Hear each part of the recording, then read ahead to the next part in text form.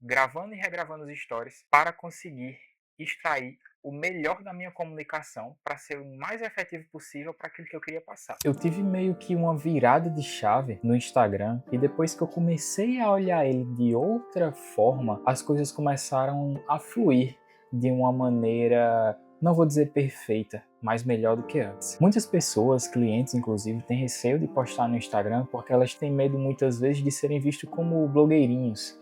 E de fato é uma linha muito tênue entre você estar postando no Instagram e ser visto como um profissional e você ser visto como um blogueiro. No entanto, eu considero hoje o Instagram a maneira mais barata e a maneira mais eficaz de conseguir clientes. E estar presente no Instagram, para mim, é essencial. Não só no Instagram, mas em outras plataformas. Eu mesmo estou fazendo o uso de uma outra plataforma para falar do Instagram. Por que eu considero isso tão importante e qual foi a virada de chave? A virada de chave foi quando eu comecei a levar o Instagram como uma ferramenta de trabalho. Quando eu entrava no Instagram, eu não olhava aquele comportamento como meu Deus, vou ter que postar. E sim, como eu vou dedicar 30 minutos do meu tempo para trabalhar. Eu postava stories com intenção, refletindo sobre alguma coisa que eu tinha feito, eu começava a pensar postagens para serem feitas.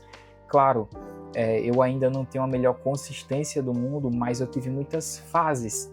Teve fases de vender produto, fases de divulgar algo, fases de vender cursos. E quando eu fui muito ativo durante essas fases, esses movimentos, esses objetivos, eles eram alcançados. Eu conseguia, por exemplo, lotar minha turma do workshop para 10 pessoas com 3 semanas de divulgação, 2 semanas de divulgação no feed e stories muito bem ativos. Só que, quando eu parava para gravar os stories, eu inclusive falava isso para minha esposa, eu disse, amor, eu preciso parar e trabalhar. E eu passava 30 minutos gravando e regravando os stories para conseguir extrair o melhor da minha comunicação para ser o mais efetivo possível para aquilo que eu queria passar. Claro que isso tudo tem toda uma construção de anos e anos tentando postar na internet, errando, acertando e, claro, muita terapia para poder chegar nesse ponto. Isso tudo também só foi possível graças à minha exposição, né? Eu também estar sempre postando nas redes. Eu considero muito importante estar sempre ativo inclusive em outras plataformas, porque quem é visto é lembrado. Isso é uma máxima que é muito verdade. Eu posso ser o melhor profissional do mundo. Se eu não postar, se eu não for visto, as pessoas muito provavelmente não vão me associar àquele melhor profissional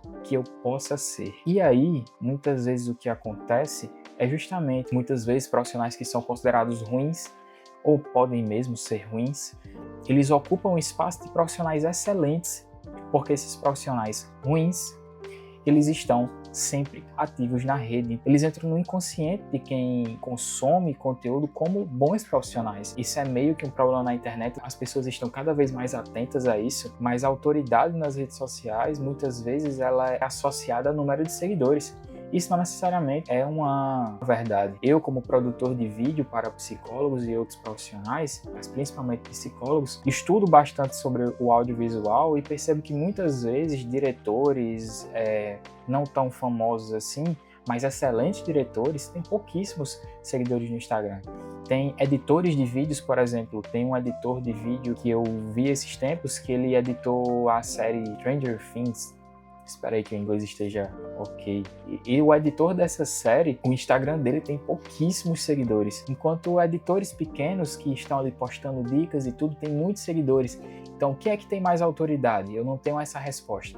É quem tem pouco seguidor, mas está editando a série, famosíssima no mundo todo, ou aquele editor de vídeo menor, mas que tem bastante seguidores. Eu acho que ambos têm a sua autoridade no que se propõe a ser. E isso tudo é muito cansativo, eu sei demais, eu também tenho fases no Instagram, tem fases que eu posto mais, tem fases que eu posto menos, mas ultimamente, e principalmente por agora, né, estar formado, eu tenho feito bem mais questão de estar mais ativo no Instagram, justamente para quando as pessoas tiverem o interesse de pensar, preciso produzir meus vídeos, as pessoas associarem esse comportamento a chegarem até mim e me contratarem. E eu só consigo fazer isso se estiver sempre ativo. Então, ultimamente, eu tenho postado mais no Instagram, inclusive no meu curso eu falo mais sobre isso, com o objetivo da pessoa abrir o perfil e já entender o que é que eu faço. Então, todo esse processo, ele é muito importante, muito cansativo. Quando você tem pessoas que entendem bem, você consegue se aproximar a elas e ir pesquisando sobre esse assunto, você sai à frente. Então, apesar do Instagram ele ser uma plataforma de conteúdo muito rápido, dá sim para construir um público e uma autoridade. E você só consegue fazer isso se você tiver constância, se você estiver sempre postando. Porque eu digo e repito, o seu público, ele existe. Ele só precisa saber que você existe para começar a te seguir. Acho que por hoje é só.